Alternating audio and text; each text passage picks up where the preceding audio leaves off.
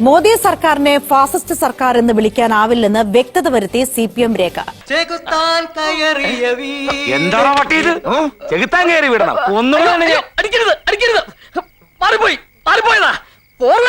പരസ്യമായി പ്രസിദ്ധീകരിച്ച കരട് രാഷ്ട്രീയ പ്രമേയത്തിൽ വ്യക്തത വരുത്തിയ പുതിയ രേഖ. CPM കേന്ദ്ര കമ്മിറ്റി സംസ്ഥാന ഘടകങ്ങൾക്ക് രേഖ അയച്ചു. അയ്യോ ഇതല്ല, ഞാൻ തെളിയിക്കാൻ വന്നത് ഇതല്ല. എടാ ഒന്ന് ശരിയാക്കണം. ഇത് കേട്ടു നോക്കണം. CPI ഉൾപ്പെടെയുള്ള മറ്റിടത് പാർട്ടികൾ വിലയിരുത്തുന്നത് പോലെ നരേന്ദ്രമോദി സർക്കാർ ഫാഷിസ്റ്റ് സർക്കാർ അല്ലെന്ന് CPIM. കരട് രാഷ്ട്രീയ പ്രമേയത്തിൽ വ്യക്തത വരുത്തിക്കൊണ്ട് കേന്ദ്ര കമ്മിറ്റി സംസ്ഥാന ഘടകങ്ങൾക്കയച്ച രഹസ്യരേഖയിലാണ് ഈ വിലയിരുത്തൽ. നവഫാസിസ്റ്റ് പ്രവണതകൾ പ്രകടമാക്കുന്നതാണ് BJPക്കും RSSനും കീഴിലുള്ള ഹിന്ദുത്വ കോർപ്പറേറ്റ് ഭരണമെന്നാണ് നാം പറഞ്ഞിട്ടുള്ളത്. എന്നാൽ മോദി സർക്കാരിനെ നാം ഫാസിസ്റ്റ് എന്നോ നവഫാസിസ്റ്റ് എന്നോ പറയുന്നില്ല. ഇന്ത്യ രാജ്യത്തെ നവഫാസിസ്റ്റ് രാജ്യമെന്നും നാം പറയുന്നില്ല. കാല് തല്ലി ഓടിച്ച ഗോപാലകൃഷ്ണനോട് വിശാലഹൃദയനായ ആശാൻ ക്ഷമിച്ചിരിക്കുന്നു.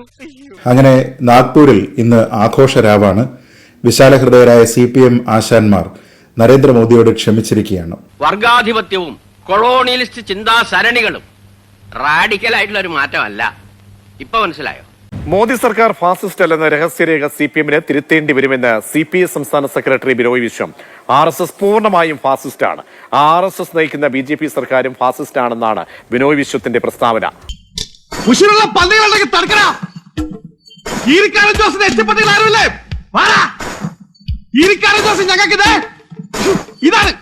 മോദി സർക്കാർ ഫാസിസ്റ്റ്, അതായത് പൂർണ്ണ ഫാസിസ്റ്റ് സ്വഭാവമുള്ള ഒരു സർക്കാർ അല്ലെന്ന ആണ് CPM നിലപാട് എടുത്തത്. ഫാസിസ്റ്റ് സ്വഭാവമുള്ള സർക്കാരാണ് എന്നുള്ളതാണ് അത്. പക്ഷേ CPI പൂർണ്ണമായും തള്ളുകയാണ്. RSS പൂർണ്ണമായും ഫാസിസ്റ്റ് ആണ്.